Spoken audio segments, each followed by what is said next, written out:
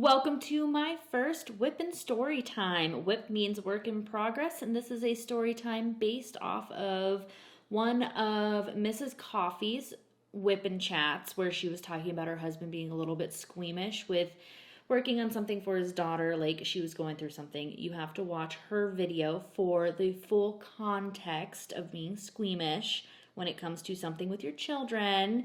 It's her Teens S.O.S one. I will link her channel down below so you can find it. If I find the exact video, I will link that too. My name is Marissa. Welcome to Diamonds and Thoughts. I make general diamond painting content. I also give WIP and opinions, WIP and story times, and WIP and Rambly Life chats, which I absolutely love making work in progress stuff. Let's jump right in. This is editing me. For the WIP and story time, I am working on Seasons Change by Diamond Art Club. The artist is JoJo's Art. I am using Diamond Art Club's pen. I am using museum putty and glue dots, as well as every once in a while using this Amazon pen. I don't remember what went in each video, so there's that. My husband was going to the fire academy to become a firefighter, and they had to do these controlled burns, I believe, and this like mountain climbing stuff. I don't really know. I wasn't in the class. I was just there for support, and everybody was meeting after to do a barbecue or whatever. So we get up to this mountain. My husband does what he needs to do, and we're going to be introduced to everybody. So much fun. But my daughter trips on something and her toe gets injured, and I'm freaking out. There's blood, and she's learning how to walk, so she's barely toddling along. And I'm just uber paranoid and wanted to get done. We had to get it checked out. I'm freaking out, okay? Like, my baby just got hurt for the first time ever. My husband, who had already graduated from the EMT training and was on to the fire academy, super calm, collected, got everybody together, got me to basically just acknowledge that I was freaking out. And we get to the hospital, and she's sitting in daddy's lap, and he's rocking her, playing with her, getting this little girl to giggle while she's freaking hurt, and I am panicking at this point. And okay, so for starters, I was doing a 6-week health challenge, just for curiosity to see if I could do it. So I wasn't supposed to have any sugars or whatnot that weren't part of the plan that the trainer put for me. And that flew out the window. I was given popsicles, my back was rubbed, I was basically rocking back and forth. I was freaking out more than my baby girl.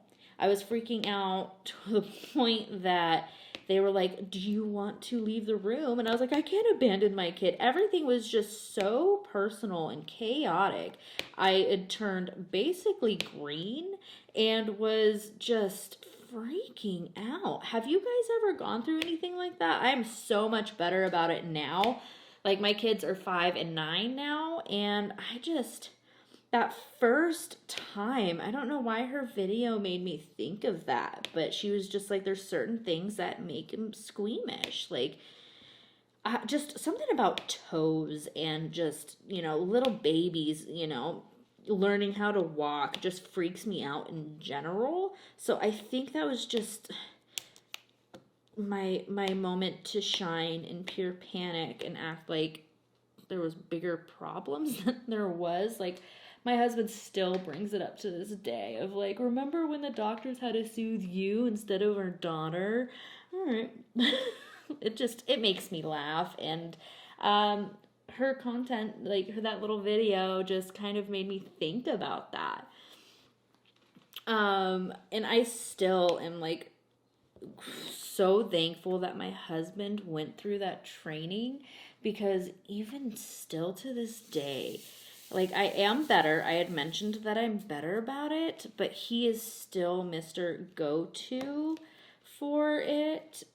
Like, anything goes wrong, like, he's gonna be my number one call of like, I know you're at work, you're trying to run this business, but this happened, and he'll kind of talk me through it and be like, okay, well, this and that, and get me on video calls and keep me from panicking. And I don't think I'd be able to survive, a mass critical thing without him getting me through. I am such a worrywart and panicker and big situations like that.